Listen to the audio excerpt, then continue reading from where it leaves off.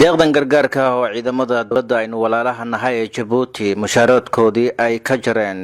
ayay ugu talagaleen dadka fatahaadaha webiga Shabeelle ay saameeyeen ee magaalada Beledweyne waxaana deeqdan maanta ka faa'iideystay in ka badan 1,000 qoys oo kamid ah dadkii biyaha fatahaaduhu ay saameeyeen ee deegaanka Ceel Jaalle ee duleedka magaalada Beledweyne Colonel Abdullahi Muuse oo kamid ah saraakiisha ciidamada Djibouti AMISOM ee magaalada Beledweyne ayaa sheegay in ciidamada Djibouti mushaaradkoodii iska soo jareen kadib markii ay arkeen xaaladaha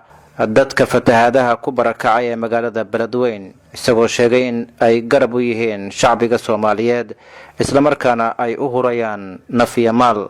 qaar kamid ah qoysaskii maanta ka faa'iideystay deeqdan gargaarka ah ayaa u mahadceliyay walaalahooda Djibouti gaar ahaan ciidamada Hiil Walaal ee ku sugan magaalada Beledweyne اوكي هاي بل نجين كاقا كيف فاين لسه ما تحقق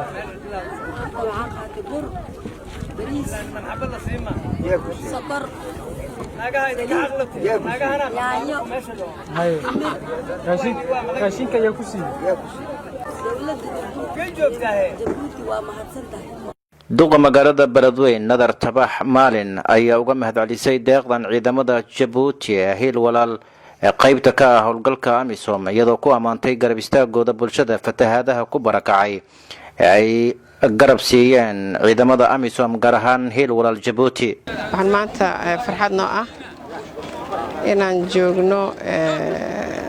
ilaa 1,000 qoys raashin la siinayo qoys oo ay nasiiyeen ama noogu taakuleeyeen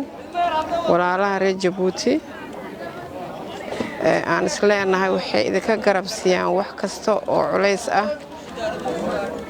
waxaan aad ugu faraxsanahay in 1,000 qoysidii loogu talagalay ee u gaartay dadkii loogu talagalay waxaan aad ugu mahadcelinayaa ciidamada Hiil Walaal ee Djibouti ee jooga magaalada Beledweyne iyo kuwa gobolka Hiiraan jooga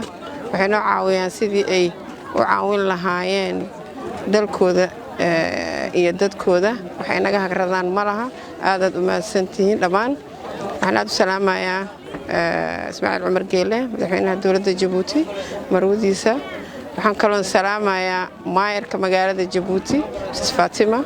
aad baad u mahadsantihiin dhamaantiin shacabkiina ciidamadiina meel kasto aad joogtiin waxaan walaalihiin waan dareensanahay waxyaabo aad noo qabataan aad waa idinku mahadcelinayaa ugu dambeyntii gudoomiye ku-xigeenka maaliyadda iyo siyaasadda gobolka Hiiraan mudane Abuukar Sheekh Cabdullaahi Maadey oo goobjoog ka ahaa bixinta deeqdan ayaa uga mahadceliyay dhankiisa ciidamada Hiil Walaal Djibouti ee qaybta ka ah howlgalka AMISOM sida ay mar walba u garab taagan yihiin bulshada reer Hiiraan ee walaalahooda isagoo ku amaanay caawinta dadka tabarta yar waa raashin deeq ay soo gaarsiiyeen dawladda walaalaha nahay reer Djibouti waa 1,000 qoys oo bur iyo bariis iyo sokor iyo saliid iyo tamir leh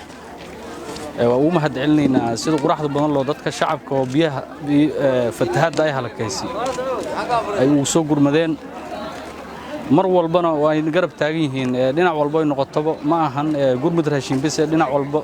dawladda walaalaha ay reer Djibouti oo garab taagan yihiin oo u mahadcelinaynaa waxaan gaarsiinay dadkii masaakiinta ahaa oo danyarta ahaa oo maaragtay biyaha ka soo qaxay waa dad mudan maaragtay oo aad u danyar kuma filna intaan laakiin waa alxamdulillah waa hadiiba ay heleen aadan ugu mahadcelinaynaa waxaan leenahay 1,000 jeer aad u mahadsantihiin maamulka gobolka iyo kan degmada dhammaan shacabkii reer Hiiraan oo fatahaada ka soo qaxay dhammaan waa gaarsiin oo ujeedin dhahin waan ugu mahadcelinaynaa dhammaan shacabka reer Djibouti iyo macallin dawladooda Abdi Kariin Maxamed Siyaad Shabeelow warbaahinta codka ciidamada Beledweyne